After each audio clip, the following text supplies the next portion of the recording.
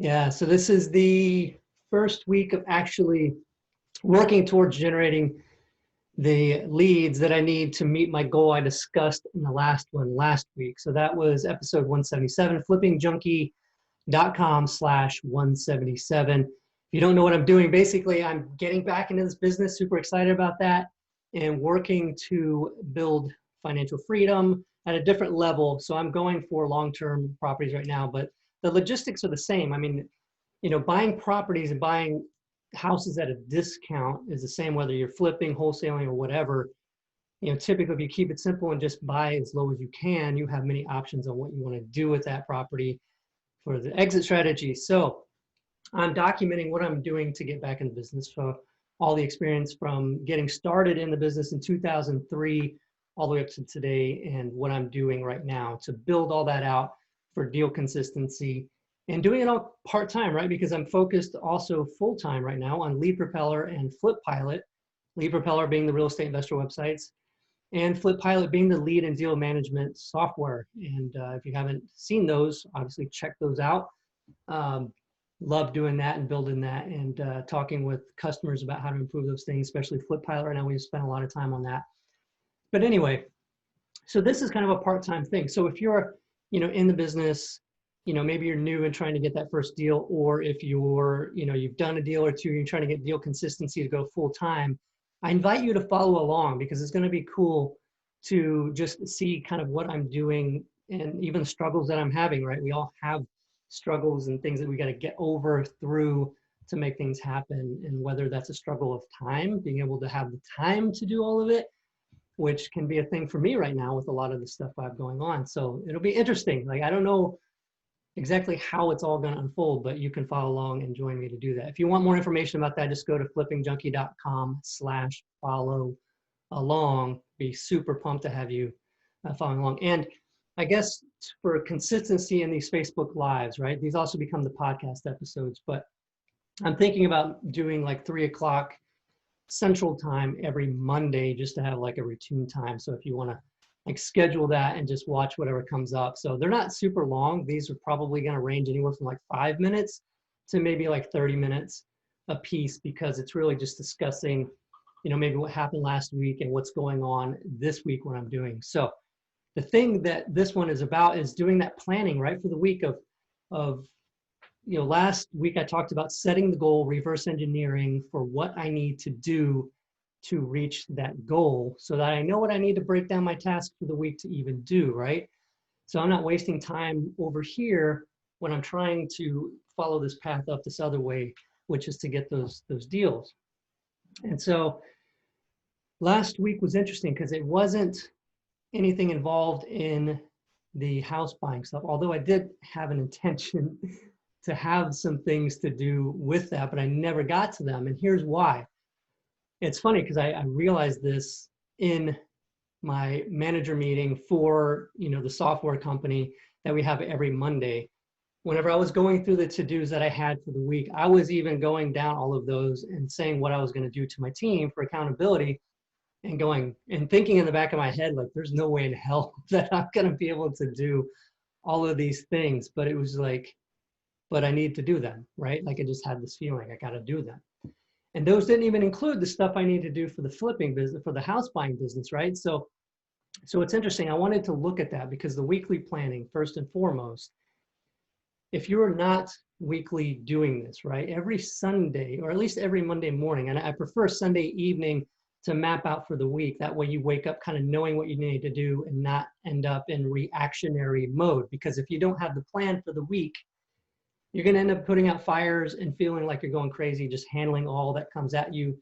And you're not likely to make as much progress in the direction that you want to. So planning is crucial, right? But and setting those up. So when I looked at that planning that I did for the week and how crazy I was and how much I put in for that week to do, which setting myself up for failure, you think I know better after all these years, right? In business and multiple businesses. And so I wanted to take that time to look at, why did I do that to myself, right? And maybe this will help you. Maybe this will resonate with you, and you'll have a moment where you say, oh man, yeah, that's something that I do too. And if that's so, leave down in the comments below, because I really want more communication. I want some feedback, and to work with you and you work with me on this kind of stuff. So if some of this does resonate with you, or, you feel the same way, but because of a different reason, yeah, share it down in the comments, right? And I'll be looking at those and respond to those. And I'm sure everybody else would like to see them too. But basically, I had some questions for myself. Did I give myself so many to-dos because I lost focus and was spreading myself thin, right? Because I was trying to go in so many directions. Or was it because I hadn't accomplished as much as I wanted to so far in this quarter? Like I felt like I had to catch up. Or was it because I inadvertently shrunk my timeline, right? This is a big one that I tend to do. It's like I get so excited about hitting this goal that all of a sudden I want to make it happen as soon as possible, right? This falling back into this old habit of like, I will be great and I'll be feeling great as soon as I get to that point, but I want to enjoy this process, right, of doing this. And so I think that's probably the biggest thing, the reason why I put so much on there. And also because, maybe I was afraid that if I didn't get all those things done, things would start to fall apart, right? I'd have like this backslide or something, or, I would lose progress because I wasn't doing so much. And so just taking the time to like sit with myself and be honest with like what was going on. Why did I do that? Because after that first day, after Monday of last week, I was just like, oh my God, I'm so exhausted. It was like 4:00 in the afternoon and I was done. Like because I was looking at how much still I had left to do, and I knew I would not be able to do all of it. And so I just get into this negative sort of like energy feeling and just, just doesn't work out so hot, so wanted to look at what I was doing so I could start moving away from that, right? Moving away from having so much on my to-do list every freaking day, and benefit from that and show you guys that like as I proceed, right? Because to be able to do the house buying in addition to all the software is going to require that, right? And I want to enjoy the process, like I told you when I was talking about this whole thing about following along.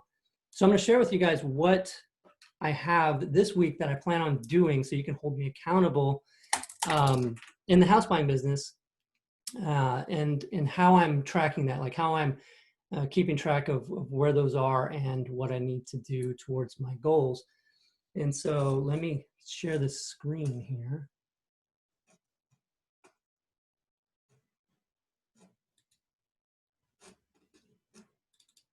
So this is 90.io. It's very inexpensive. I think it's like $8 per user, something like that. Anyway, I showed it last week when I was talking about the KPIs that I was tracking every week, but I also have my to-dos. So this is the to-do list for me. I'm gonna make sure it's the right company, right? So it's, the Danny Buys Houses.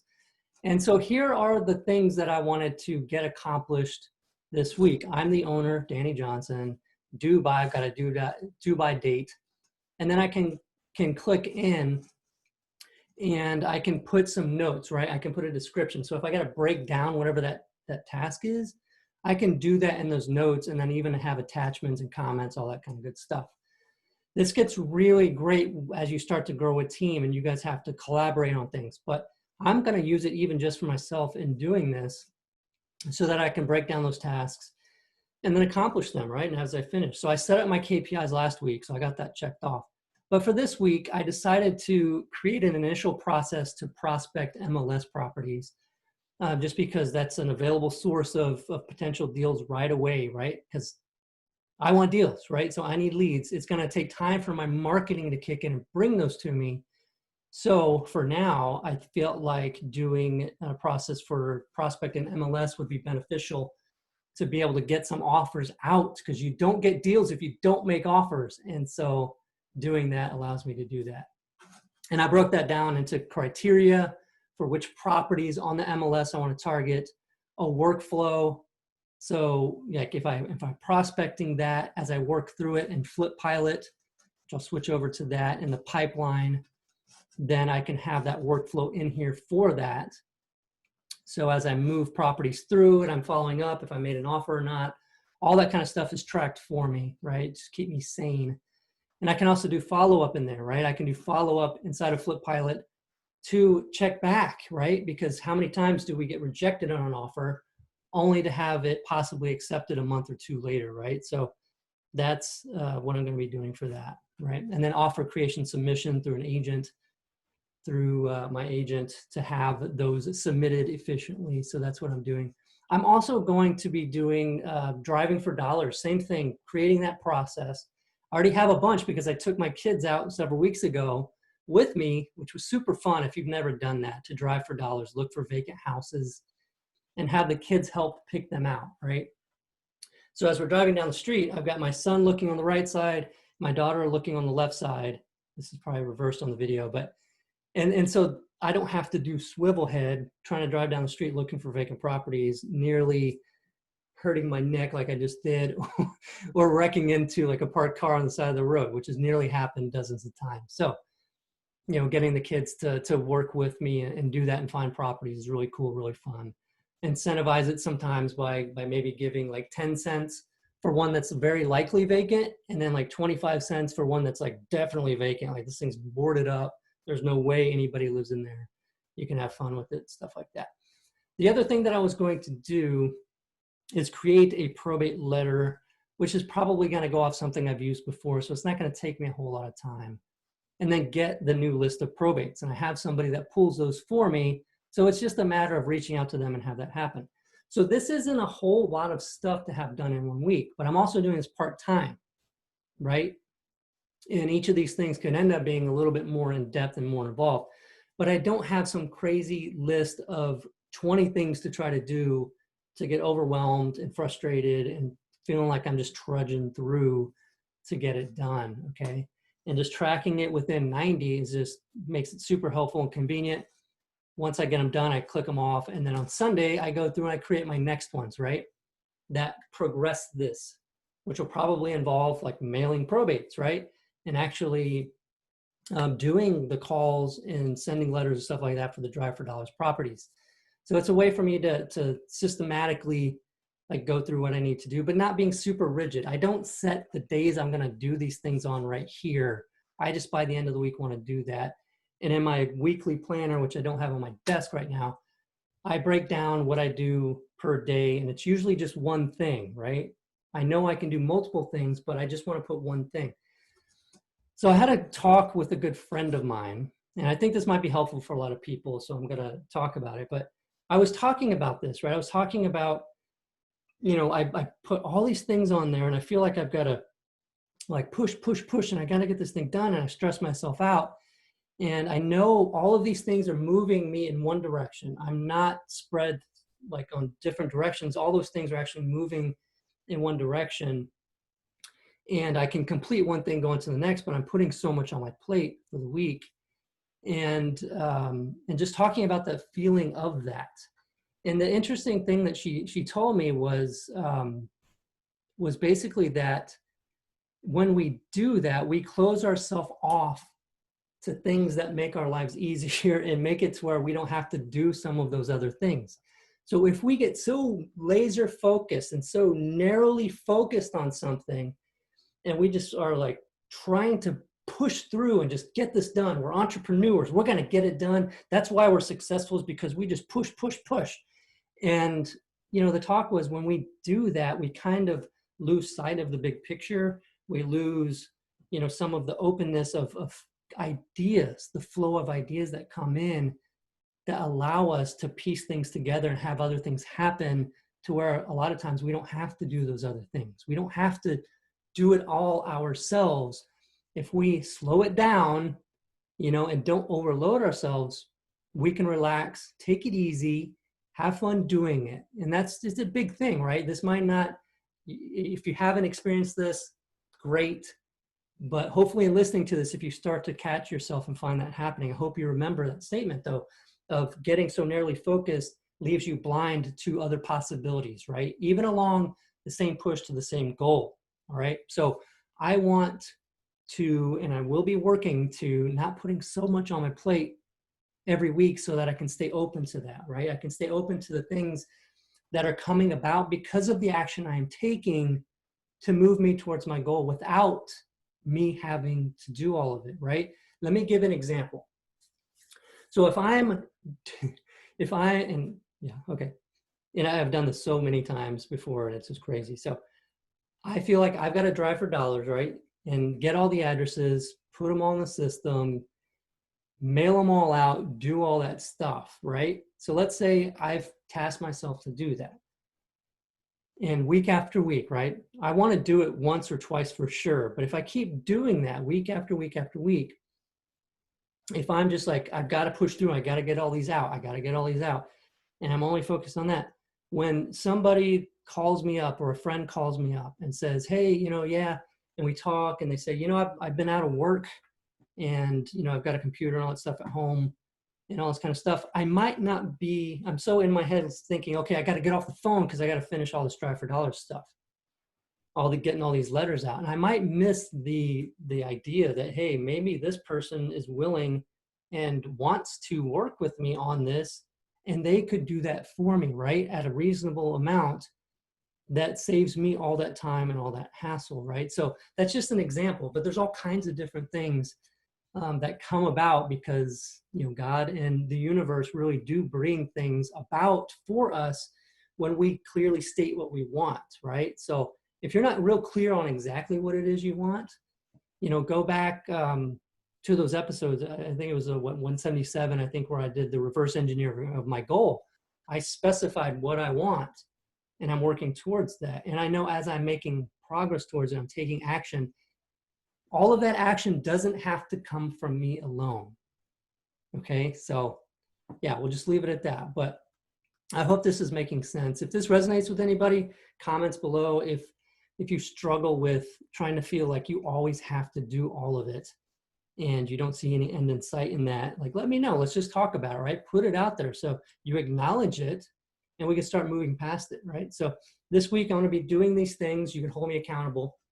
I'm going to try to do Thursday. I'll try to do another Facebook Live and talk about another topic and maybe touch base with where I'm at and the stuff that I'm doing. But next Monday, 3:00 p.m. Central Time, have another Facebook Live. So if you're listening to this podcast through iTunes or something, or watching on YouTube at youtube.com/flippingjunkie, if you're watching the video maybe, go over to Flipping Junkie, facebook.com/flippingjunkie, like the page, and you'll be notified when I'm going live, right? And then also just plan to maybe be there when I go live on that page for next Monday at 3:00 Central.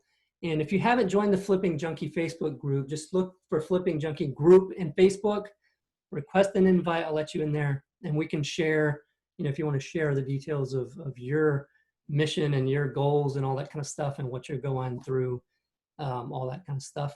It'd be great to have you in the group. So anyway, thanks everybody for this, for just watching this and listening to this podcast and being a part of it. And I really do appreciate it. It's really cool to have this community. And so many people have told me that they appreciate what I'm doing. And I with this follow along part of the podcast and the blog and everything, and just love it. Love this direction for Flipping Junkie because it's a real specific path, right? There's something every week that's going to be going in one direction, showing, the things they're going through to do this, right? So it's really cool, and I'm excited about that instead of just having random topics every week. Good focus to it. So thanks a lot. If you like the podcast and you're watching it, please, subscribe and leave a rating and review. It really helps a lot. Really do appreciate all of that. Same thing with the YouTube channel and everything. And I did, as a last departing note here, I got one under contract, about a month ago. We closed on it last week, and getting the roofing bids out there to get that roof fixed because it's been leaking. I'm going to start with that, and I'll likely get some pictures and stuff like that, and I'll probably post that on Flipping Junkie as well.